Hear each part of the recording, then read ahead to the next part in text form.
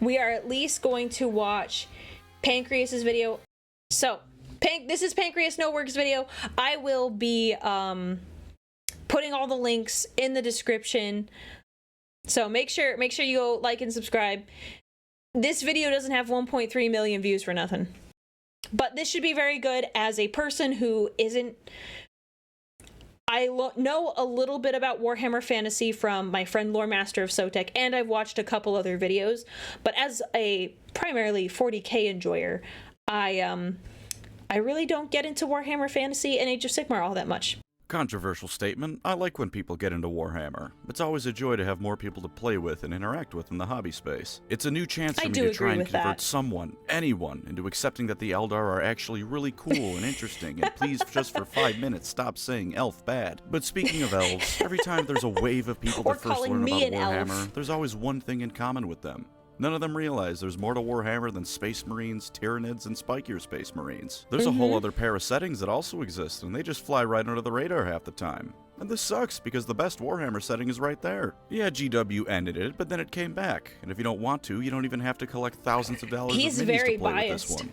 Kind of. Warhammer Fantasy has been around longer than even 40k. It's had its ups, it's had its downs, it got blown up for a little bit, but thanks to Total War, Vermintide, and the constant nagging of the community, you can once again play in the old world.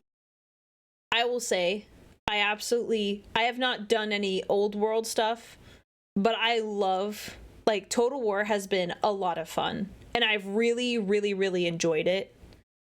I really enjoy it.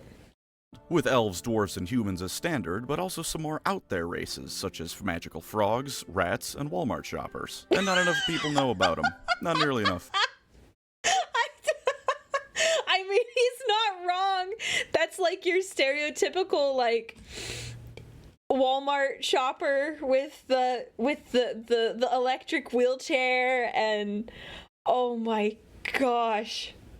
Yes. No, he's not wrong. He's not wrong. And not nearly enough people learn that this setting is even a thing. So I'm going to be doing my part today. Today I'm going to learn you all about every faction in Warhammer Fantasy. Yes, I'm ready. Some of them had extensive army lists and plot relevance, some of them languished when unupdated army books for years on end, and some of them until recently were relegated to about 3 pages of background lore. Yeah. Doesn't matter, we're doing it all. If you can conceivably consider it an actual faction, they'll be here. Think of it This may be out of date whenever you watch this video, so keep that in mind. Things like this, they're never 100% accurate. As a companion to this video. That one was me trying to overview the setting as a whole, and this one is about the groups of people in the setting. So let's dive into a world of fantasy and see what all that nonsense about them having the Warhammer is all about.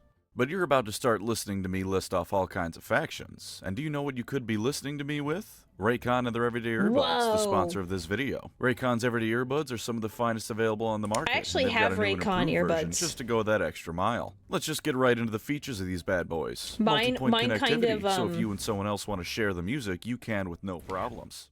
Mine kind of suck a little bit, but these ones look a lot nicer. I won't lie.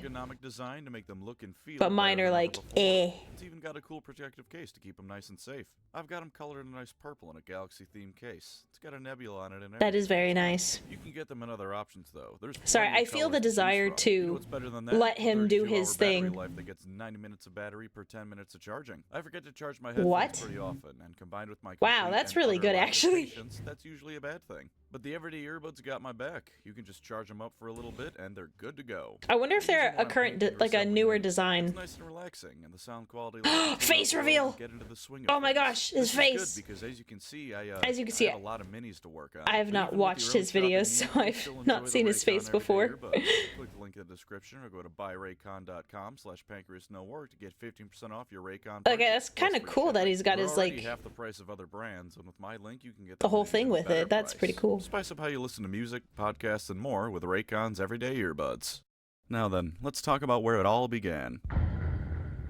That's orc spelled with a C, by the way, not a K. But across the board, the greenskins of Warhammer Fantasy aren't that different from the ones in 40k, which is why we're starting with them. They like to fight, they're mushroom people, they're green. If you took an orc from 40k and put him in a greenskin tribe in Fantasy, he probably wouldn't be able to tell the difference. Might wonder why no one has a decent shooter hanging around, but he'd be content with his life regardless. He might even be happier, because these orcs have characters like Grimgor instead of Ghazghkull. There are no thinking and tactics for Grimgor, only beating everything near him to death. The greenskins used to have some pretty different lore, being closer to D&D than anything else. They had half-orcs, and they didn't reproduce with mushroom spores. Then as time went on, that was moved away from, and eventually we came to where we are now in the old world. That being that the orcs I think it's because they're scared of women. When they came to the Warhammer Fantasy They're scared world. of women. More on them later. From there, they naturally began spreading out across the entire world. And by they, I mean GW, not orcs. Just clarifying. The old ones and their servants did their best to get rid of the orcs, as they did all other races they weren't quite fond of, but you can't get rid of the orcs once they're on a planet. It's just not possible. You just can't. Nowadays, if you wander around a given area long enough, chances are you'll find some greenskins kicking about, making things worse for whoever lives there. The orcs themselves are one of the biggest similarities between the two settings. The biggest guy is in charge of the tribe, and if you get a real big boss, he might be in charge of multiple tribes. And when you get a really big boss, you can get a whole proper WoW going. When this happens, you usually get a whole lot of dead humans and dwarfs. Painting something red still makes it go faster, painting it blue makes it luckier, and can block arrows from killing the blue Incredible, orc. I didn't know that transferred. They still love looting. Not nearly as much as in 40k, but you can always find an orc in a tribe or in dwarf plate armor. I like this is great. Great sword he grabbed off a corpse. They do have some more savage brethren who judge other orcs for using things like basic tools or digging a pit to shit in rather than just letting it drop where you stand, but aside from being a bit more magical, those orcs aren't really all that different. Where you get the biggest change, though, is with the goblins. See, in 40k, grots are an entire species of plot irrelevance to the orcs. You'll get one like Makari once in a blue moon who are allowed to be in the shadow of the spotlight of a far more famous orc, but the goblins in fantasy are an actual threat all by themselves. Sure, they're still cowardly and will refuse a stand-up fight unless they outnumber the enemy 40-1. Sure, they're still kicked around by the orcs and are used to do all the manual construction stuff. And sure, they're still slightly smarter than the orcs, so anything resembling any actual construction or research is done by them. But every now and then, not often, but every now and then, you get a goblin who's a cut above the rest. And when that happens, everyone's in trouble. The goblins are cunning little buggers. They know in a straight-up fight they're gonna lose, so they'll wait till the biggest orc around is sleeping and slit his throat. Or poison his food, or convince him there's something shiny in a nearby cave filled with hungry trolls. And sometimes, if they're really insane, they'll overdose on literally magic mushrooms, and when they come back to reality, they've slaughtered every orc in charge in a manic frenzy. Now instead of a big green moron who just about knows which way is forward leading the army, you have someone like Skarsnik leading an orc army. A green little Sun Tzu who's gonna run circles around you and your entire military. Or you can get one that pretty much just lucks into the position, like Grom the Paunch, hallowed be his girth. Instead of being clever, he just got incredibly lucky and was forced to eat troll meat. Instead of exploding, I remember talking about this guy with Sotek. He just kept growing alongside it. 3 things happened.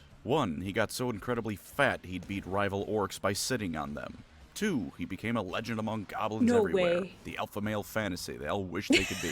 And 3, he nearly ended the world by sailing from the equivalent of the Middle East or Africa to the middle of the Atlantic and destabilizing the High Elves. If you like grots but wish they could, No way. That's insane. What the heck? Yeah, that is an absolute eunuch. Holy cow. I wouldn't call him a Chad. I would call him a unit, but I wouldn't call him a Chad. Do anything important never? Maybe take a look at the goblins. Their history really isn't anything special though, mostly because they're greenskins and what you see is what you get. Usually, they beat each other up. Every now and again, one of them beats up enough orcs that he convinces them all to go beat someone else up instead. This continues until that war boss is killed, and then the orcs disband and go back to beating each other up again. Some evil dwarfs like to use them as slaves, and when they tried to make bigger, stronger, and smarter orcs to use as slaves, they immediately learned why that was a bad idea. Don't make them smarter. Revolted. If you like being mean and green, you'll like the orcs. And one crucial thing I nearly forgot, they love to dance. Wurzag may be the prophet of the orc gods first, but he's a hell of a dancer second. Now let's get out of the realm of similarities and into some things fantasy really does different. Yes. When the old ones showed up, the planet they arrived on was ideal for creating the ultimate weapon to fight chaos. Big chunkers. Of course, they still had to create it. So to do that, they started by moving the planet closer to the sun to warm it up, which pissed off a lot of things on it, like the dragons. Speaking of, there were a lot of races on the planet that wouldn't really like to share the room with the Old Ones' creations. So to help them with the legwork, as well as get rid of all those fellas, the Old Ones created the Lizardmen. They also created most of the other playable races in the setting, so unless otherwise stated, assume all these factions started out as the test tube babies of the Old Ones in one way or another. Okay. The Lizardmen were not this ultimate weapon against chaos, although they were still pretty good at fighting. You know how I said the orcs resisted extermination by the Old Ones? That was just them who managed it. Everyone else fell under a tide of angry lizards, dinosaurs, or angry lizards riding dinosaurs. Okay, so I didn't know that. I thought there was more races that survived, but really just the orcs. That's scary to think about how lethal these guys are then. Small little bit of genociding out of the way, the Old Ones set about making the world fit their needs. The Lizardmen were their chief assistants, and to be the best secretaries they could possibly be, the Old Ones made them in several different flavors. All of them with a dash of Mesoamerican cultures thrown in, because if you have the option to have Aztec lizard riding dinosaurs, you have no good reason not to take it. First you have the Slan. The Slan are the best wizards in all the world. They may be big fat toad people, but the first generation ones were the ones who changed the entire planet's orbit, moving around where it needed to be in space. Moving down the generational line, they did get weaker, but that's highly relative. Second generation Slan could only cause entire mountain ranges to suddenly appear at the drop of a hat. These were the Lizardmen who directly worked with the Old Ones and delivered their messages and will to the rest of them. Lizard. Okay, that's enough of that. Next, you have the Saurus. Stupid people might think that since the Lizardmen are a Bronze Age civilization at best, they're not much of a threat. Then an 8-foot-tall monster from the Cretaceous period clubs you to death with an obsidian axe, and you find out just how the Saurus were able to depopulate an entire planet. These were the generals of the Lizardmen armies. They were bred for war and only war. They're pretty straightforward, and all their characters have the same background of bred to kick ass, but this is Warhammer. That's a feature, not a bug, and they break it down to its simplest possible form. Next are the skinks. They're little chibi gecko axolotl things that do the day-to-day management of Lizardman society. You need a building planned out or to do basic diplomacy, you send the skinks. They're also skirmishers. When the trees start speaking great planese, it's the skinks doing it.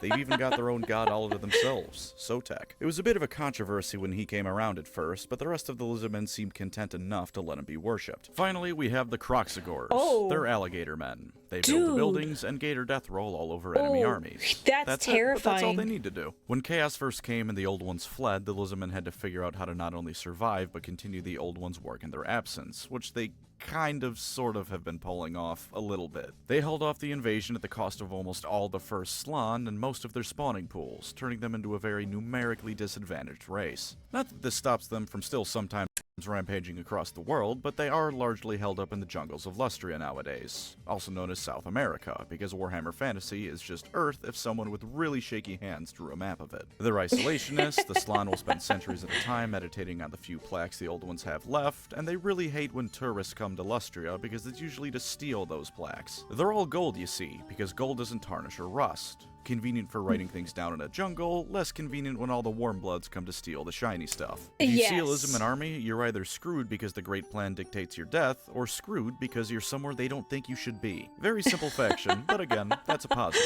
I didn't know that about them. Dino-brained is the way to go. Think about it, or also known as the Imperium, but not as awful.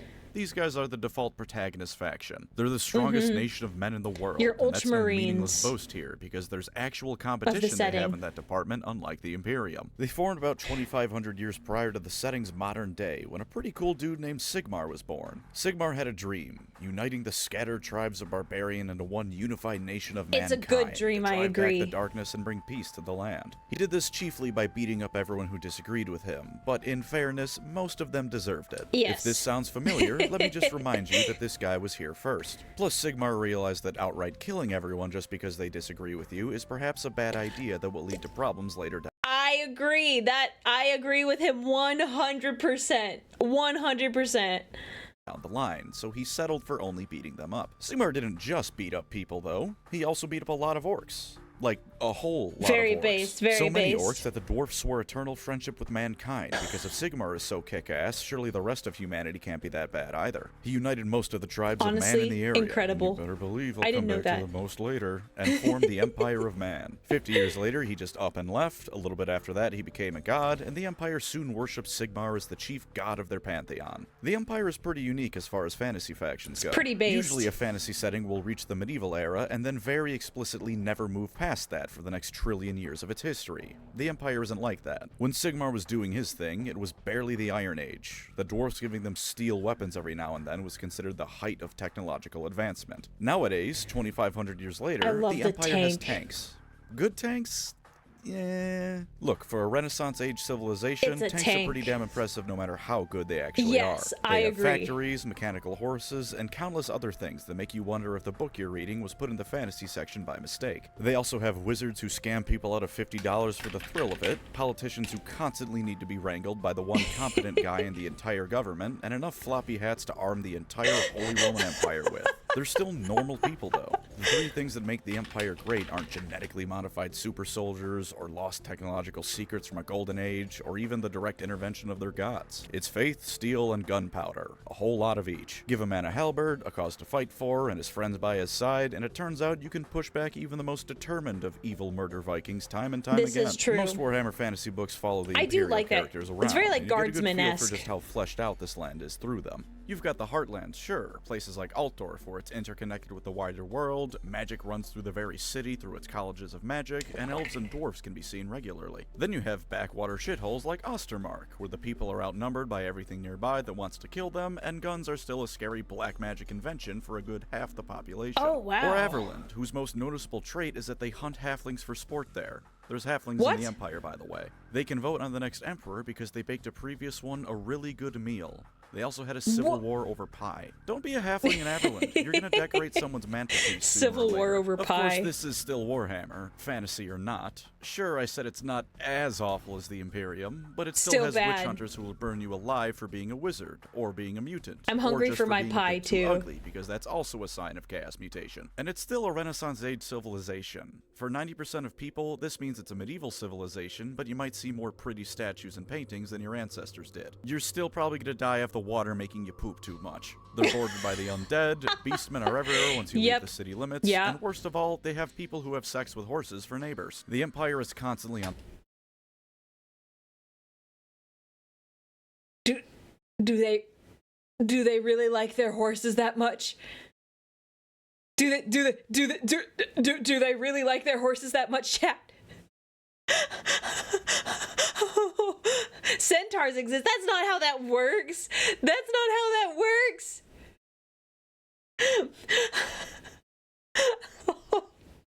I didn't know that was a meme about Bretonia. Oh my gosh. You know, I know I just took the test and it says I was Bretonia, but let me just clarify that I would never do such a terrible thing as that. You could not pay me enough. Could not pay me enough, and my dignity would not allow it. Yeah, I think that's all I really need to say.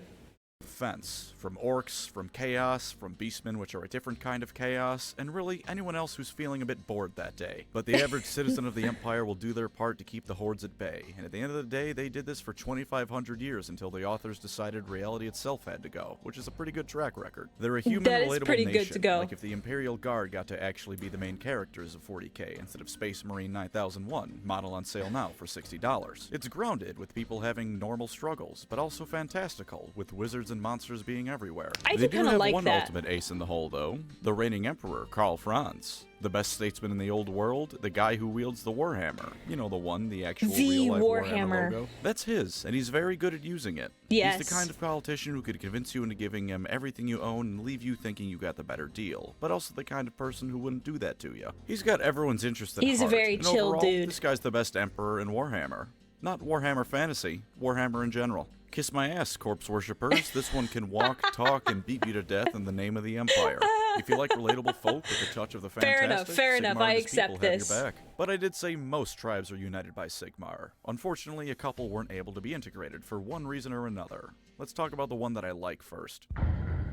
Oh, Kislev. Kislev is all of Eastern Europe thrown into a pot and mixed to boiling until it coagulated into one Slavic specialty stew. They live in a frozen hellhole, which is also their country's greatest defense. They wear thick fur pelts. Yep. They have winged hussars. They also squat in the middle of a battlefield, because such is the natural state of the Kislevite. And vodka. Even the dwarfs and their genetically ingrained alcoholism respect the drinking skills of a Kislevite. Kislev's job in the setting is to face tank chaos invasions before they get to the Empire of Man, which they do pretty well. Half their cities are torn down in the process, but they're a hardy bunch. That's they walk pretty into rough, the winter though. snow, and when everyone occupying their land freezes to death, come back in and rebuild. Their religion is different from the Empires, and they view them as weak Southerners, but the two nations are still staunch allies. Mostly because when the forces of actual hell are your neighbors, anyone else is going to be a good friend. They're led by the Tsar or Tsarina of Kislev, because GW was worried you wouldn't understand which region this place is based off of. Many times, and indeed the last one before the world blew up, this was an ice witch, a handy person to have running your country when a raging blizzard is considered a mild day. You still can't play as Kislev in the old world, thank you GW for that extreme blue balling, but they had some pretty heavy redesigns. I wouldn't know anything about that. For the old world did at one point feature Kislev. Here's hoping GW realizes that winged hussars riding bears is something people are interested in. Shame that sentence needs to be said. Yeah, I'm in total agreement with that. Like, how in the world do people not, like... How do they not know? It's so cool. Like, this is not my favorite faction, but this is so cool. Come on. Anyone would ever need to be told that. Blat.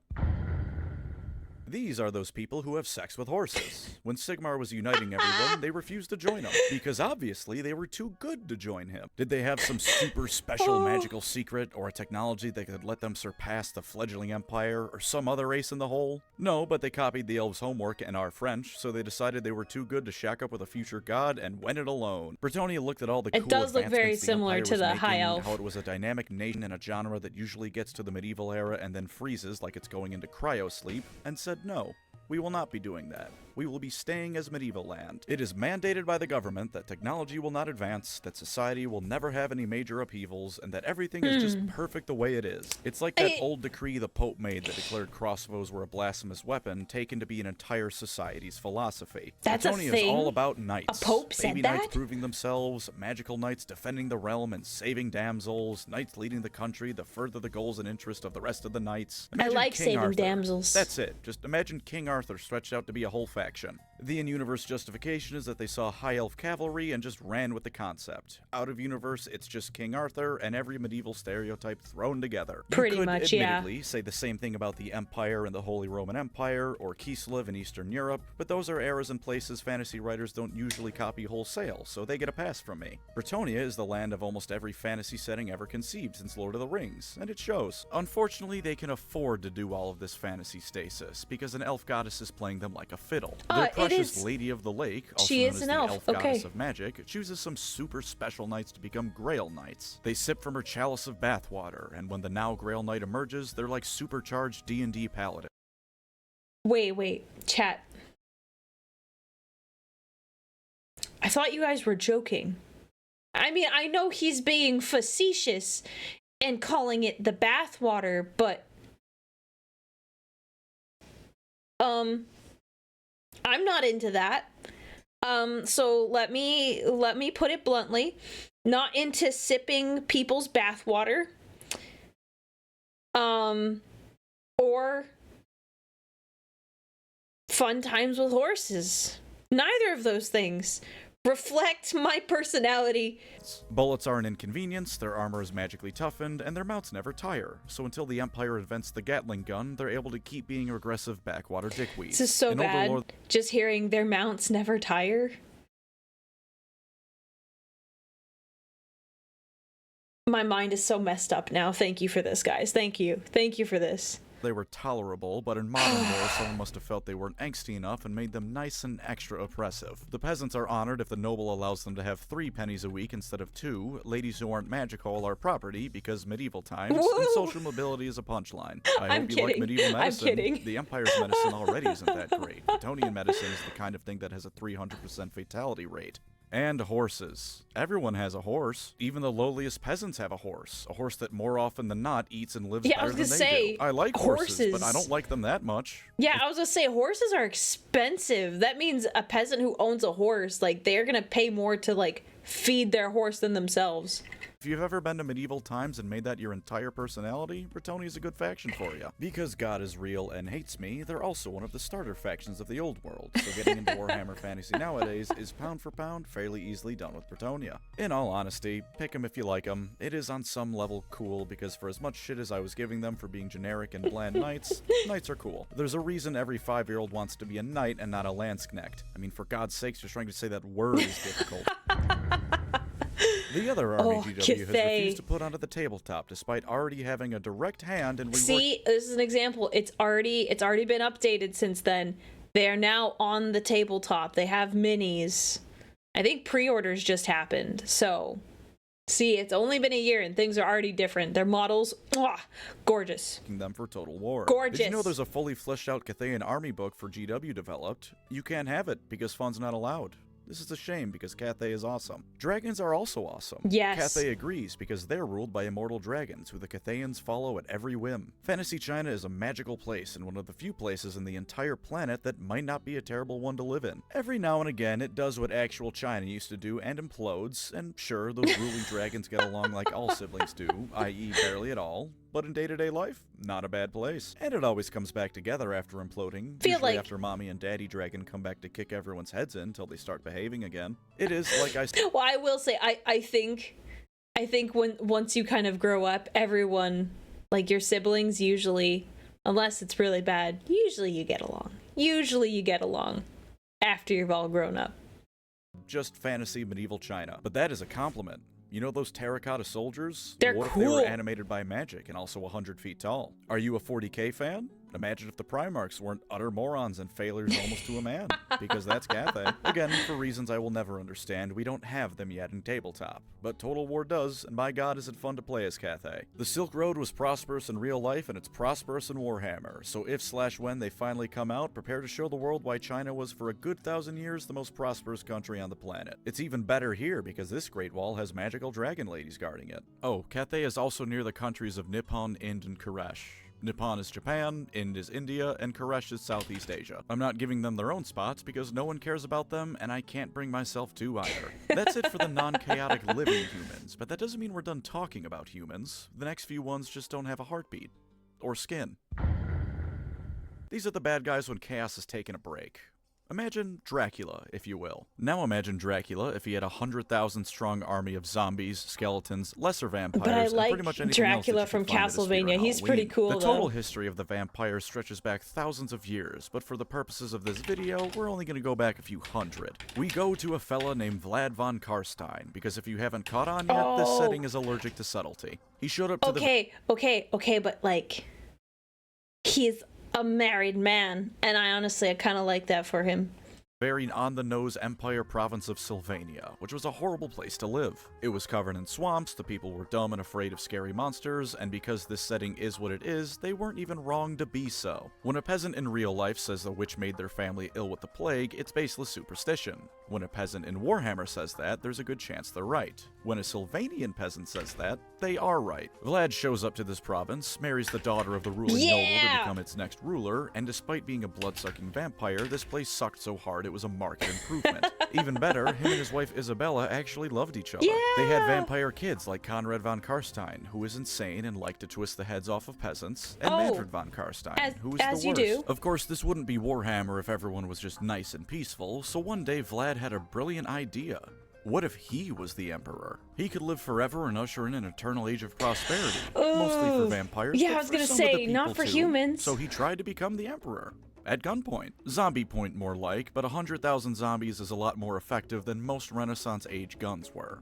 He failed, but the damage was done. Him, his wife, and their children spread vampirism across the empire. Now Sylvania is barely even considered a part of it, and everyone does their best to ignore it. This is probably a bad move, because every few decades some vampire likes to try their hand at raising a massive undead army to take over the empire with. They all fail, but they're very I know, they're murderous. happy together. Them It's failing kind of means the sweet, empire's like, population honestly. only drops by 20% instead of 100%. Just watch the first episode of Castlevania if you somehow haven't, for what it's like when the Midnight Aristocracy goes to war. There's a lot of vampires to choose from, though, to get your specific undead needs satisfied. The von Karsteins are the classic vampires, vampires who want to suck your blood and rule over the night. The Lamians are a vampire KGB with spy networks in pretty much every place on the planet. Oh. Except Lustria, probably. I always thought for the vampires there was just only the one kind with the von Karsteins. At least that's what I thought from like Total War.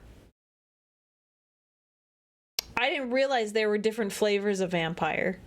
Don't take kindly to that sort of thing. The Strigoi are what happens if your average Florida resident became a vampire, the Necrox are evil wizards, and the Blood Dragons are a heavy metal album cover. If you thought it was kick-ass when Dracula sent the forces of hell to wreak havoc on the living, you'll love the vampire counts.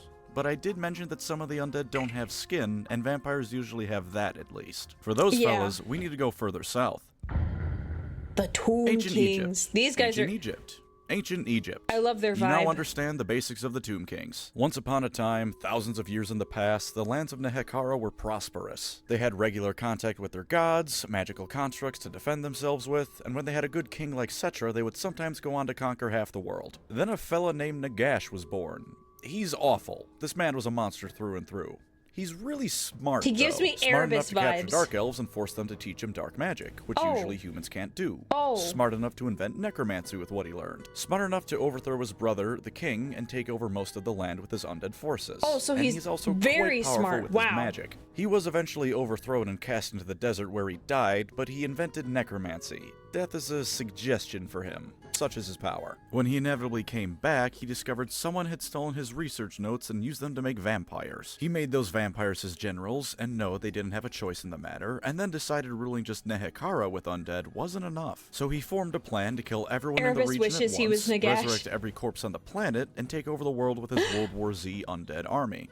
Part 1 of the plan went off without a hitch. It was only through the intervention of the Skaven, who I promise you will love, and the last living dude in the region, which kept most of Part 2 from happening. Then everyone in Nehekara promptly stood back up, realized their hearts were no longer beating, but they were still standing, and things got messy. Imagine Game of Thrones before it became horrible, with all the political fighting over who gets to be king. Now imagine Game of Thrones if every single person who was ever the rightful king was now alive at the same time fighting over what was their throne. Not they believed it to be their throne, or they wanted it to be their throne. It was the throne they sat on once upon a time. Yeah. And also they can respawn. No, that's crazy. And also, most common people were mindless undead skeletons who had the flesh flee from their bones with the fathers and desert sons winds fighting and could each only follow other. basic orders, like kill that guy who thinks he's the real king. This does not a stable nation make. Luckily, the priest woke up that Setra guy, who cockslapped everyone until they started behaving again. Now the Tomb Kings no longer have skin, have no clear path to achieve immortal bodies to feel with again that they so crave, and no longer have the backing of their very gods. Fortunately for them, death is more of a suggestion. They can still use magic, even if not quite as good as it was when the gods were helping, and they now have eternity to do whatever they want, as long as it doesn't involve some sort of Okay, but this is kind of cool. Sometimes they still fight amongst each other, sometimes they spend their newfound immortality pursuing whatever hobbies they want, and sometimes they sail all the way from Egypt to Sweden and burn half of it to the ground because someone stole their hat. And on the rarest of occasions, a tomb queen will tell a strapping young lad that if they still had functional genitals, she'd fuck him so hard the experience would kill him.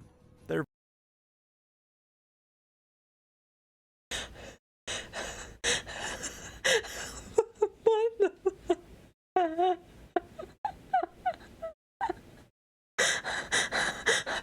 I need to know. I need a quote for this.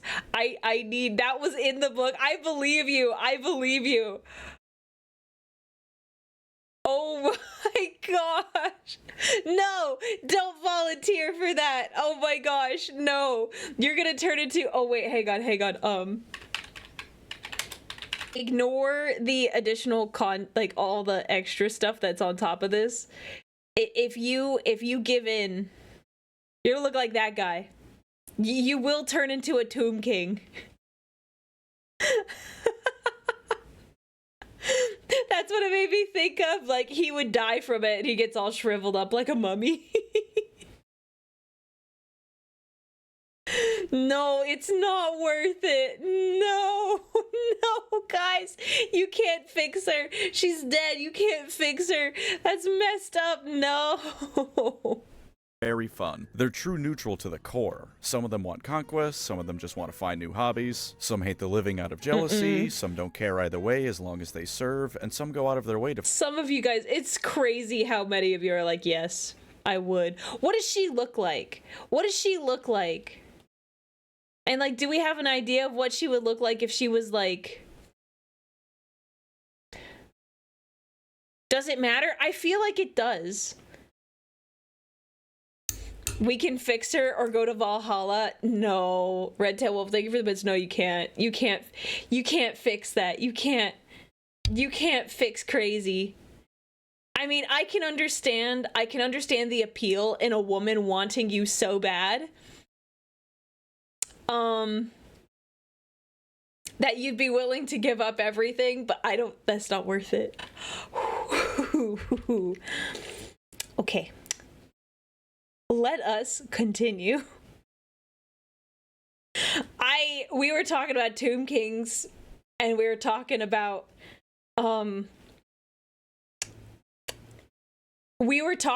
you can't fix her. This is very on theme for a Pancreas no work video. Super Orlok, I don't know what to say to that. I haven't seen too many of his videos, but I know they're good. When I make the VOD for this, I will trim this whole section out. This is huge. Whew.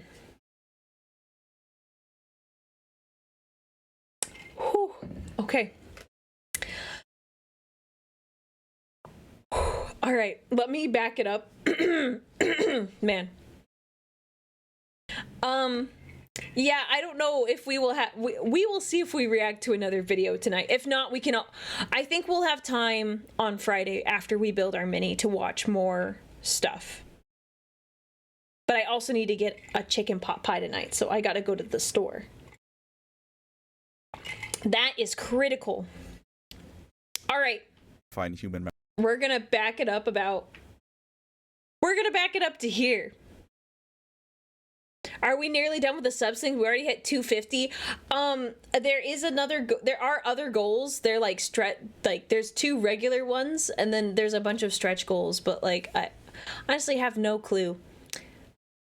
I have no clue. When are the short story readings? On the 30th. All right. I got this. I can power through. Functional genitals, she'd fuck him so hard the experience would kill him. They're very fun. They're true neutral to the core. Some of them want conquest, some of them just want to find new hobbies, some hate the living out of jealousy, some don't care either way as long as they serve, and some go out of their way to find human members to recruit for their court because it reminds them of what they've lost. If you can think of a motivation, there's a Tomb King that has it. It's a very simple thing to know if the Tomb Kings are for you or not. Do you like the Mummy? Do you like ancient Egypt? Have you ever wondered what it'd be like if the Sphinx came to life and started crushing people like Godzilla? Tomb Kings are perfect for you. That is pretty cool, I won't lie. And hey, look at that. They're the other starter faction for the old world. Now you can get into fantasy proper without people like me dismissively calling you a horse molester. So now we can leave this region of the world and indeed humanity, and I have forgotten 4 human nations that deserve at least a little bit of credit. Shit.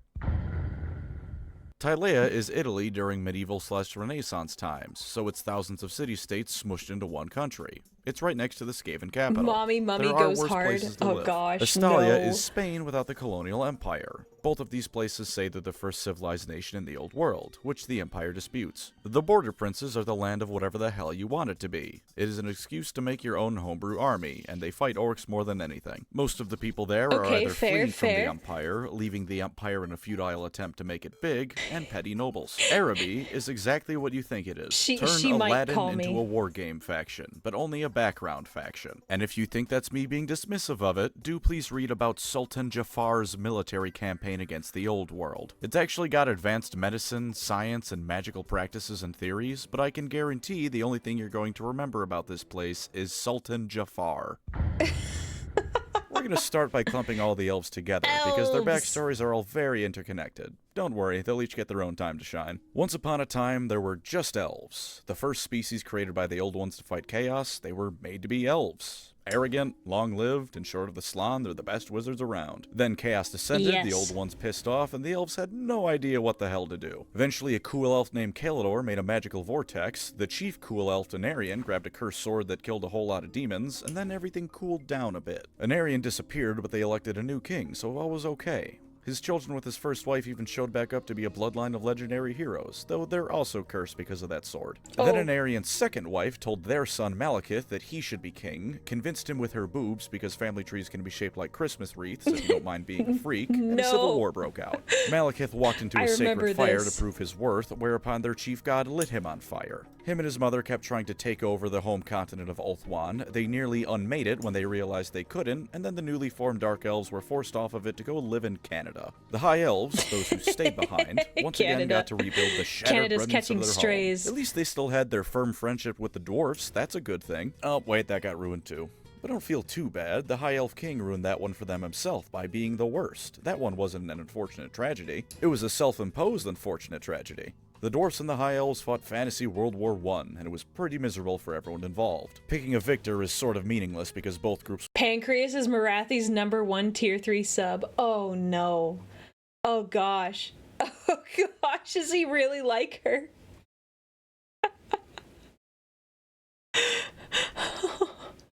It's so bad.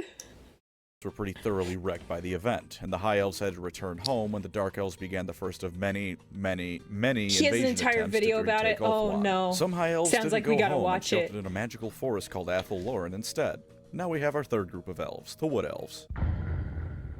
The Wood Elves are the easiest of the subgroups to explain. They sit in their magical forest and are insane. Sometimes people walk into the magical forest. It's safe to assume that unless stated otherwise, they do not come back out of the magical forest. Sometimes even if you come out of the magical forest, you find that 1,000 years have passed since you entered, and every single one of those years catches up with you as you age to dust within minutes. Aside from that though, your first instinct might be that these are stupid, uninspired, lame D&D Wood Elves who love nature and harmony and trees. And in fairness, they do love all those things. It's just that these trees are 50 feet tall, mobile, have a craving for the suffering of mankind, and the Wood Elves will invite peasants to feasts to fatten them up for the forest spirits. They don't give a rat's ass about the outside world aside from how it might affect their perfect little lives inside the forest. There are a few scattered enclaves of them across the world that are a bit friendlier, but the general motivation of the Wood Elves is getting other people to get the hell off of their lawn. And when the lawn can come to life and devour you alive, it's a pretty easy task to do that. They also gaslight the Bretonnians into thinking their goddess is an elf one, although as it turns out later on, the extent of the elven gaslighting goes even further beyond their understanding. They're led by the avatars of two of the elf gods, naturally the ones that are focused on nature, because Wood Elf. The king likes to rampage across Bretonnia every now and again for funsies, and the queen sometimes says don't do that, sometimes doesn't care, and sometimes encourages it when she's in a feisty mood. They're not my thing, truth be told, but I can respect the idea of wanting to be left alone for all eternity. So if you too cringe inside a little bit whenever you get a text message or a Discord DM, these guys might be for you.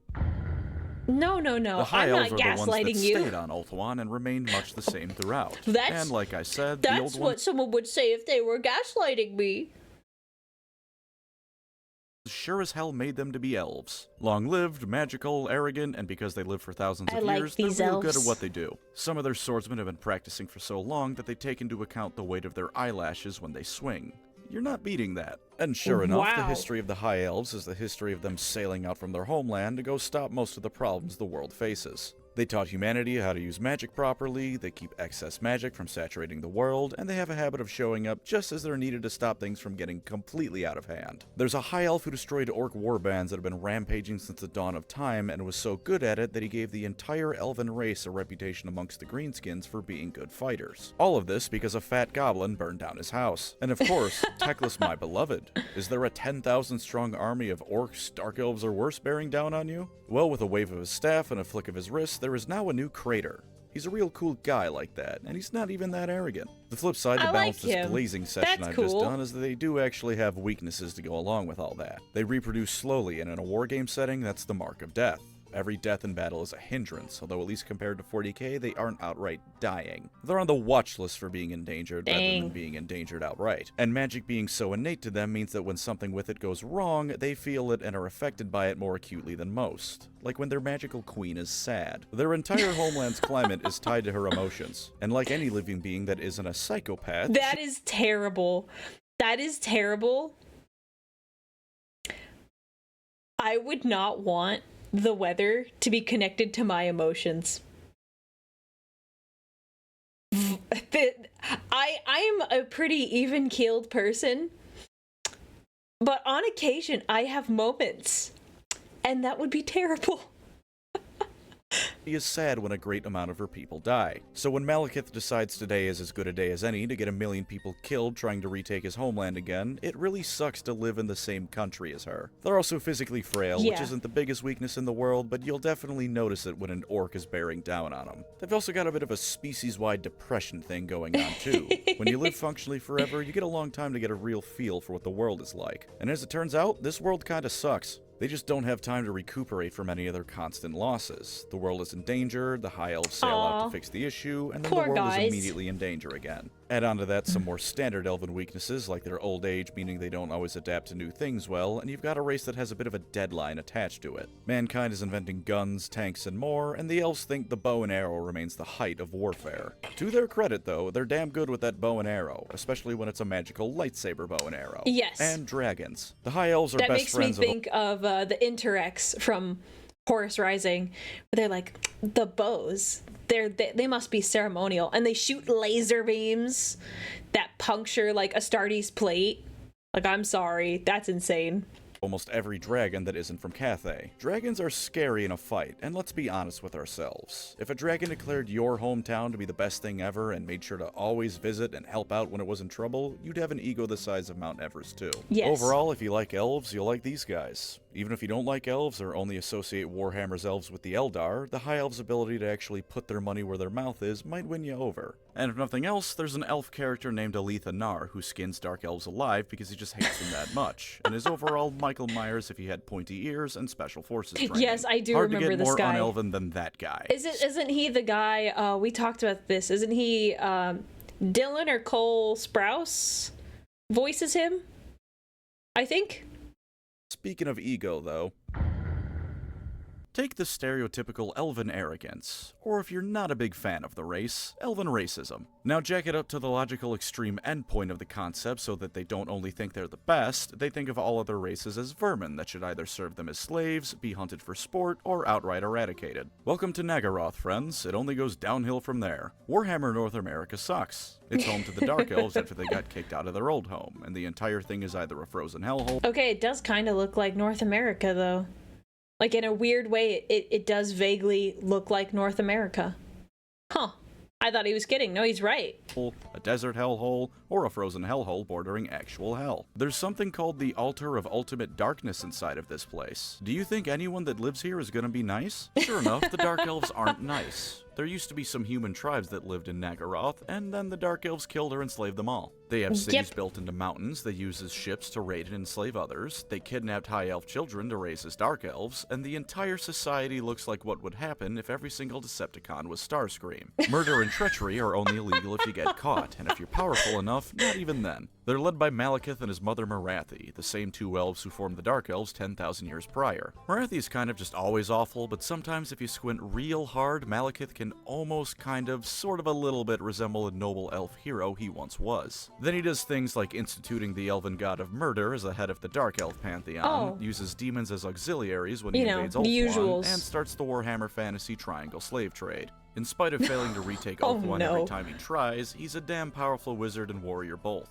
He's just Darth Vader, actually. He's even got the suit of armor that helps keep him alive because he was severely burned. And who can forget his mommy issues? Although I don't think Anakin ever piped his mother, so a little bit different there. There is no height of cruelty that Dark Elves don't aspire to. Acting nice gets you killed because it clearly means you're weak. Admitting you're a bit tired or injured gets you killed because if you were strong, you wouldn't be injured, so clearly you're weak and someone else more fitting should take your spot. They don't have as many dragon allies, and the ones they do are corrupted by dark magic, so they just grab whatever monstrosity they can find in the Midwest and put it in chains until it's time for battle. Much like their cousins in space, if you find you're about to be captured by them, it's probably best to just off yourself. They may not have quite as exotic measures of torturing you, but they make up for it with a real go-getter attitude in the field of human rights violations. There's a holiday called Blood Night. The cult of the god of murder goes around and kidnaps people to murder. They steal elven girls to be trained as witch elves like them, and they throw elven boys in a cauldron of boiling blood. If they survive, they get trained as an assassin. I don't think a concrete statistic has ever been given, but you can assume that not many people survive this. If you like being edgy, either ironically or because you think suffering is inherently deep, you'll like the Druchii. I can already feel the viewer retention going down, though, from how long I've been talking about elves, so how about we move to their polar opposites? Dwarves!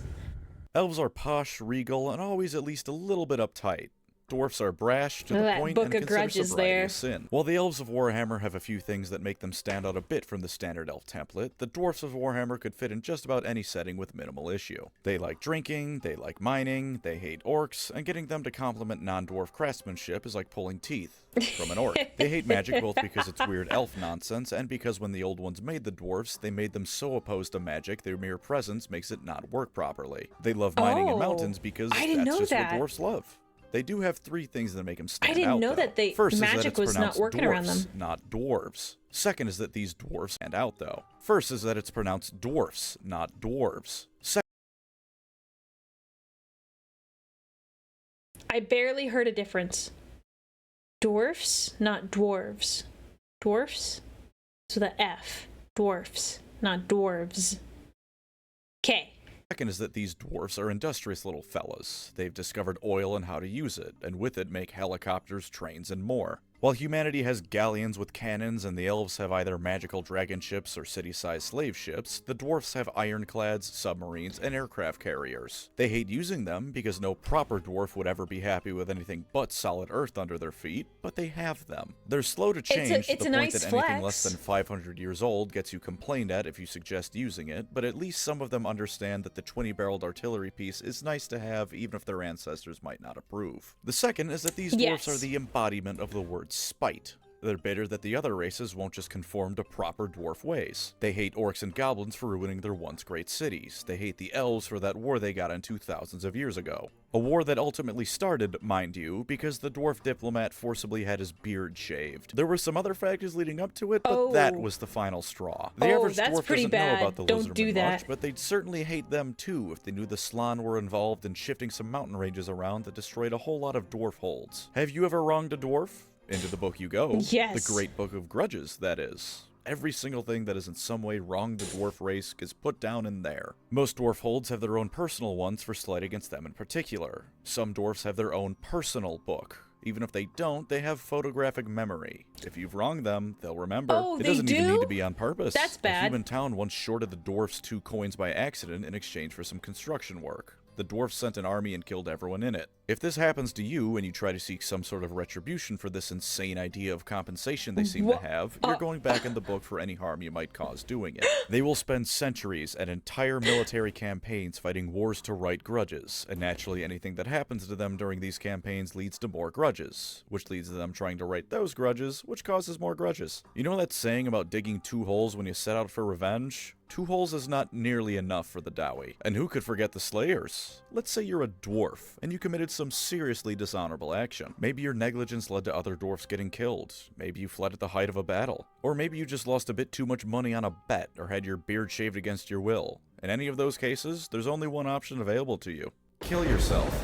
Take the Slayer Oath and die in battle. There's no redeeming yourself in any way but death. There's funerals held for those who take the Slayer Oath before they even leave to find something to kill them, because for all intents and purposes, they've died and the message just hasn't gone through to them yet. If you want some great books that explore Slayers, dwarfs, and the Warhammer world, read Gotrek and Felix. Read Gotrek and Felix anyway. I need to read it. Now. Well, the dwarfs certainly have their work cut out for them. They've got some good stuff that makes them cool regardless. They can't use magic like wizards, so instead they grab it by the balls and hit it with a hammer until it works perfectly how they want it to with their runes. The longer their beards are, the more respected they are, and there's even a military unit called Longbeards. If their beard can touch the floor, they get equipped with some of the best armor dwarf money can buy. Okay, that's amazing. They've got the finest weapons in the setting, the finest armor in the setting, and while they may be slow as all hell, if they catch you, it's game over. If you like facial chair, hate change, and despise other people for being different, take a look at the dwarfs. Imagine dwarfs without that silly grudge ideology. You've committed a wrong and have to make up for it, but you can right it without causing your own death. And what's more, you can properly use magic. Fireball and lightning and all those other lovely spells you can think of.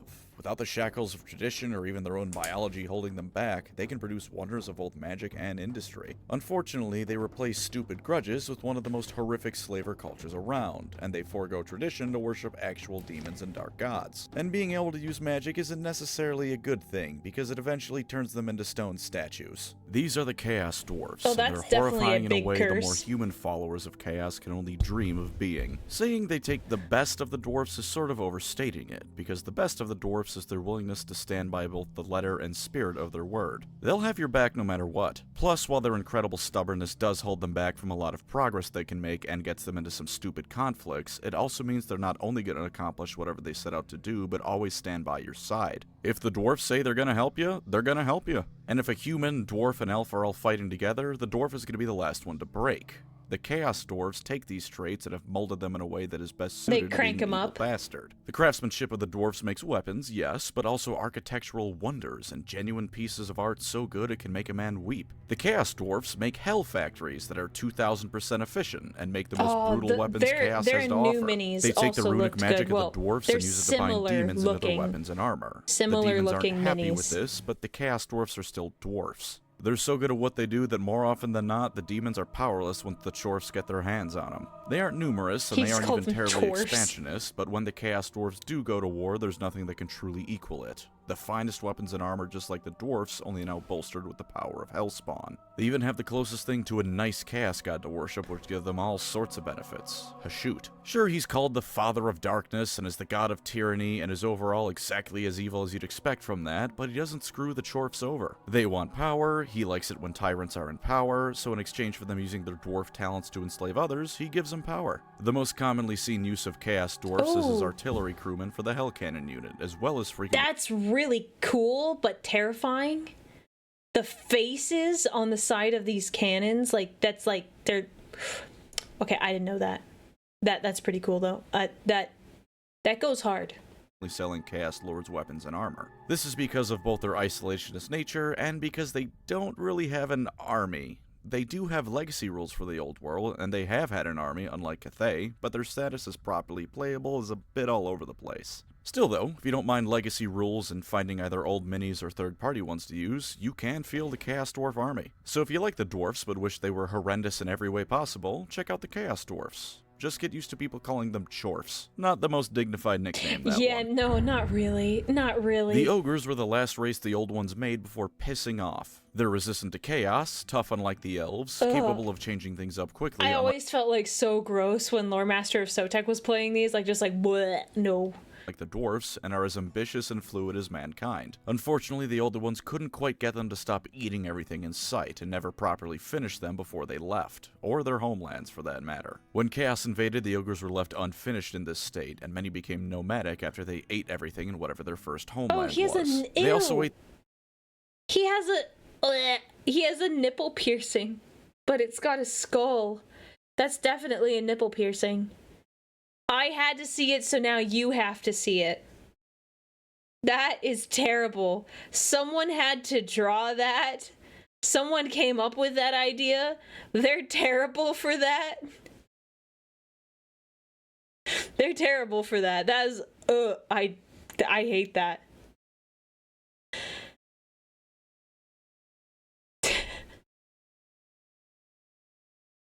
Guy doesn't have arms and you focus on the piercing? Well, okay. Here's the thing. Like, I expect that. I expect this from the ogres. That they're gonna get so involved in melee that they're gonna lose limbs. And that they will replace them with weapons. I expect to see those things. The ancestors of the modern-day giants, who were a whole lot smarter, wiser, and powerful than the inbred alcoholic morons that giants are in Warhammer today. Things were made worse for them when they decided to migrate into Cathay, because the Dragon Emperor dropped a meteor on their homeland and blew it up. Now they had nowhere to return to, were still really hungry, and that meteor made a big hole called the Great Maw. It's a big hole in the ground with teeth, and the ogres throw food and people into it to get magical powers. They also worship a volcano and drink its lava to get fire magic. Yeah, that's pretty cool, though. Neither of the past two sentences were made up by me. Is it lead belchers? They're vaguely based on Mongolia, but I don't think Genghis Khan ever ate an entire city's population. Killed everyone in it, sure, but I don't think there was mass cannibalism. The ogres, though, do exactly that. Everything about them revolves around food. Their social hierarchy is in large part determined by how fat you are. They have a race of goblinoid slaves called noblars they employ as equal parts pack mule, assistant chefs, and snacks. They go to war to eat other races' food and or the other races. One of the most common ways you'll see ogres around is as mercenaries, because while they are stupid, they're smart enough to realize being a mercenary means you can travel the world sampling all the food you can find, and you'll even get paid for the trouble. The gut is a sacred part of an ogre's body, to the point that oftentimes it's the only part of an ogre they keep protected with armor. That might sound stupid, but consider they're twice as tall, 4 times as wide, and 8 times as heavy as a normal person, and can reliably defeat demon invasions. The closest thing to an ogre's central government is Greece's Goldtooth's tribe that sets up toll booths on the trading routes between Cathay and the Old World. Aside from that, though, they can be literally anywhere. They're happy to sell their services to all races, and sometimes they can even become corrupted by chaos. Being resistant to chaos, corruption, and immune to it are different things, especially if they willingly join. That was my next question. He answered Sometimes they even embrace the cultures of the places they go willingly. The An lead ogre isn't belchers exactly are cannon gonna guys. fit Thank you, in an imperial noble's party, but are you going to tell the 9-foot-tall slab of muscle with a racial reputation for eating people that he's being a bit of a slob? No, you aren't. And if someone does, everyone at your fancy dinner party now has some rather gruesome entertainment, while your ogre guest has dessert. Oh gosh. The Chaos Demons are pretty similar between Fantasy and 40k. They're all servants/bits of a greater god. Sufficient concentrations of magic can allow them to show up, and when a wizard messes up their spell, they can manifest that way too. They want to tear down the mortal world and bring ruin to the realms of man, elf, and dwarf, all that good stuff you can expect of demons. The only real difference is how they came about. In 40k, all the Chaos Gods have birthdays. Slaanesh has the most concrete one, but the other ones at one point very much came into existence. For a moment there, I thought they like had actual like dates, but then I just realized they were talking about when they were conceived by humanity. Timey-wimey cop-out garbage means they've also always existed, but I don't care about that. In fantasy, they have always existed though. They're just evil gods who exist to ruin stuff. It's how it works. Chaos came about when they broke through the portals on each of the planet's poles when the old ones overused them to ferry materials and magic to their burgeoning creations. Other than that, pretty much the same, if with a small bit more emphasis on their positive aspects. Only a small bit though. Khorne still likes war, Nurgle still likes disease, Tzeentch still likes scheming, and Slaanesh still likes degeneracy. Same demon units, same greater demons, hell, most of the named demons are the same. Where they really shine and differentiate between settings isn't their followers. Let's get GW's least favorite child out of the way first.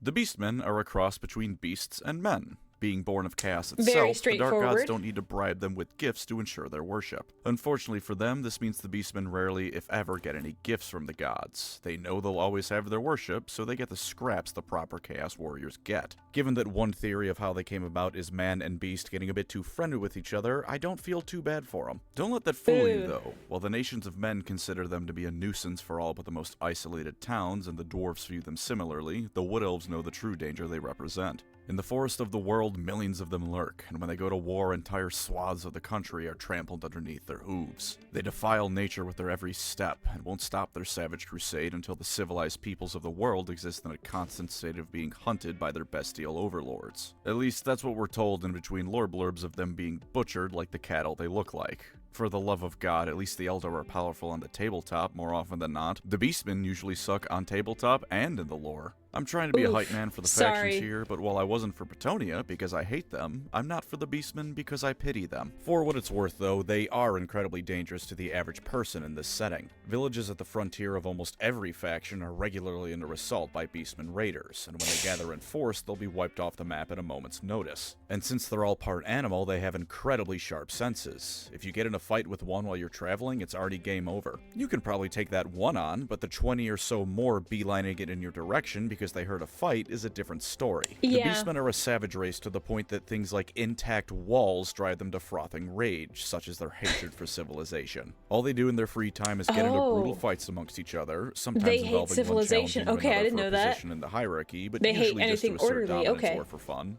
hunt people, and drink. They do have some forms of worship for the Chaos Gods, and their shamans both help construct effigies and are actually revered by other beastmen as something above their common squabbling, but for the most part, they're every stereotype of barbarians squashed into one. Aside from those shamans, they have no desire to form their own culture, civilization, or cities. They just want to hunt like the beasts they are. The beastmen may be a bit of an acquired taste, but for what it's worth, I don't think I've ever seen people address beastmen players with anything but some measure of respect. While the beasts of chaos are no more, the OG beastmen of fantasy have returned to the tabletop. If you like the idea of being the savage force of nature that just wants to ruin, all the while being backed by the dark gods, the beastmen might be for you.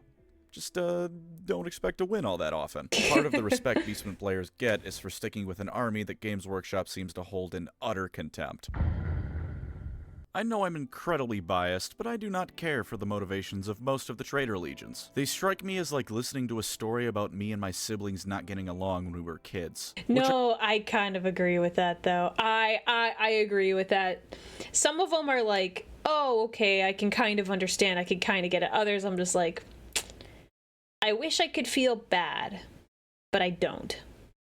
I'm sure is at least partly intentional, but that's not the kind of motivation I want for why someone sold their soul to the forces of hell. At least not on a faction-wide level. By contrast, let's look at the Warriors of Chaos motivations for worshipping chaos. I'd say there's two blanket ones you can say. The reasonable one is that they live in the barren, icy lands of Norska. Aside from the southernmost regions, permafrost covers the whole land. No crops can be grown, and few animals are around to hunt. Because of their proximity to the North Pole, where the realm of chaos intersects with reality, a lot of those animals are heavily mutated, if not outright demonic. A lot of these people are also almost explicitly forsaken by Sigmar, as a lot of the ones who live there now are the descendants of the ones Sigmar forced out when he was forming the Empire. Yeah, I can see why they wouldn't be really thrilled about that. These people would turn to the Chaos Gods for protection and worship. If the only option of worship is the guy who's all about plague, you might as well hope he's in a good mood and will keep the plague at bay in exchange for a few sacrificed southerners. The other motivation, while less relatable, is also much more fun. Just wanting to be an evil, powerful overlord. Why do you worship the Dark Gods? Because they give you ultra-powerful cursed armor you can use to give them more sacrifices to gain more power with. Why do you slaughter in the name of the Blood God and all the others? Sounds like grinding. Because it's fun. Who gives a damn about morality? That orphanage made the mistake of being in front of you, so it obviously had to go. If the Blood Dragons are a heavy metal album cover, the Warriors of Chaos are every heavy metal album cover combined into one. Kill for the Dark Gods at every possible moment. Let loose your darkest desires onto the world, because you have the explicit backing of the powers that be to do so. The Norskins who live in the frozen north will make pilgrimages to the northern pole and realm of chaos to become true warriors of darkness. If they're unlucky or unworthy, they'll turn into chaos spawn or demon food. If they're lucky or worthy enough, they'll become mighty chaos lords. And if they're really lucky and get just the right amount of attention from their gods, they can become demon princes of chaos, immortal beings with the blessings of the gods themselves to pillage across the world in their name. Look at this dude. He has 4 weapons visible alone, and his armor looks like he just grabbed every single bit of scrap metal around and had a demon turn it into something almost coherent to look at. If you want to play the bad guys who revel in being bad guys for the sake of it, the Warriors of Chaos have no equal. But believe it or not, these guys aren't the evilest faction. I love the Skaven. I was gonna say. Take a rat, make it person-sized, walk on 2 legs, and fill it with hate. Now let them outnumber everyone else combined by a factor of 10, give them energy weapons and the foulest of magics, and a desire to see everyone else brought low before them. With that, you have the Skaven, and they are truly glorious. Unlike the Chaos Gods, their god of the Horned Rat has absolutely no positives. His own little territory in the realm of chaos is the realm of ruin. It sucks, and in there is a greater demon of his for every single Skaven, all of whom also suck. With numbers and power like they have, there's only one reason the Skaven haven't already taken over the world. The thing their god and race embodies more than anything else is the word asshole. They hate the other races for sure. They're petty and spiteful enough that even though they don't have any uses for gold, they mine it solely because it inconveniences everyone else. But they hate each other only a fraction of a fraction less than they hate everyone else. They're also all power-hungry morons who are convinced that if they were in charge, they could lead Skavendom to victory. and of course themselves to a life of luxury and power. So one will have a plan to defeat a dwarf army, and then all his underlings immediately begin sabotaging each other to look good for the commander, sabotaging the commander to take his place, and then sabotaging themselves because they're just stupid. They eat each other for food, the Skaven at the top bully the ones below them, and this lovely form of Reaganomics trickles all the way down to the common clan rat bullying Skaven slaves because the rat above him bullied him because the rat above him bullied him. Of course, none of this matters in terms of defeating them. For one, they're rat people. There's a reason the only human-inhabited place on Earth that doesn't have rats is Alberta. The Skaven literally breed like rats because they are. In the time it takes you to kill one, they've already given birth to another 1,000. In a chapter from a Skaven character's point of view, the commanding wizard of the Skaven army remarked it was impressive how they managed to pull off a victory despite only outnumbering the enemy 4-1. When a 4-1 ratio is what they consider to be a pretty even fight, you can rest easy, knowing there's a lot of rats under your feet. Or don't rest easy. I wouldn't. And of course their technology. It's the best in the world. They have nuclear weapons. They burrow under the ground and put them under people or places they don't like, which is everywhere and everyone. The only places the Skaven don't have some presence on is Ulthuan, the High Elf home, and Athel-Loren, the Wood Elf home. They can't get to Ulthuan because it's a floating island continent that doesn't touch the sea floor. There's no ground for them to dig up under through. They can't get to Athel-Loren, meanwhile, because the ground itself is alive and actively hates them for trespassing. They'll send thousands of their slaves and basic soldiers to death in order to slightly Sounds like it's good to be a high elf then. As far as the Council of 13 that rules Skavendom is concerned, 1,000 slave rats in exchange for the enemy losing a couple rockets and cannonballs is a positive trade. This is before they start firing at you with magically powered Gatling guns, throwing poison gas at you, and lighting you on fire with magically powered flamethrowers. Every single one of those things has the potential to break and kill the operators because the magic rocks powering it are incredibly unstable, and it just doesn't matter to the Skaven. Other Skaven killed are other potential rivals killed, and everyone else they kill is one less obstacle to Skaven domination over the world. That magical substance they use to power their weapons is a rock called Warpstone, by the way, and the Skaven covet it above all else. They use it to power pretty much everything that isn't manually powered by treadmills of slave rats. Other uses for it include using it to boost their magical strength, boost their physical strength, as food, and as a cocaine equivalent. Everyone else that touches the stuff either mutates or dies on the spot, and for the Skaven it's nose candy. If they sound goofy, it's because they are, but consider what it's like on the other side of a Skaven invasion. You're walking down the street, things have been a bit rough with the goings-on in the town, but nothing that can't be explained by natural causes. Then all you hear is explosions, the sounds of the most horrifying mutated monstrosities ever conceived, and right as you turn the corner, all you see is dozens of beady red eyes staring at you with full intent to kill and eat you. And that's if you're lucky. On the other end of things, the Skaven are horrifying. There's a lot more about the Skaven I could say, but here's a quick and easy way to know if you like them. If you despise everything about everyone around you, know for a fact you should be in charge of everyone because you're clearly right, and altruism makes you want to curl up and die, you'll like the Skaven. Or alternatively, if you want to rock up to a fantasy setting with machine guns, magical artillery, and nuclear bombs, they're for you too. And I believe that is every major fantasy faction. Incredible. And a lot of the minor ones. If you're new to fantasy, I hope this was a decently informative primer. If you aren't, I hope something in here was funny. Thank you as always to my wonderful channel members. You are the Warhammer Fantasy to my Warhammer, the backbone of everything that has come before and since. If you'd like to support the channel, feel free to subscribe or become a member. Either way, thank you for watching and take care out there. There's a whole faction of vampire pirates I didn't really talk about. For the overall lore, they're just not important, but one of them has the largest navy in the world. That's what Warhammer Fantasy considers forgettable. A pirate vampire with the largest navy in the world. Total War only for the most part, but hey, it's pretty cool to play in that. I totally forgot. I watched the trailer and everything, and I totally forgot.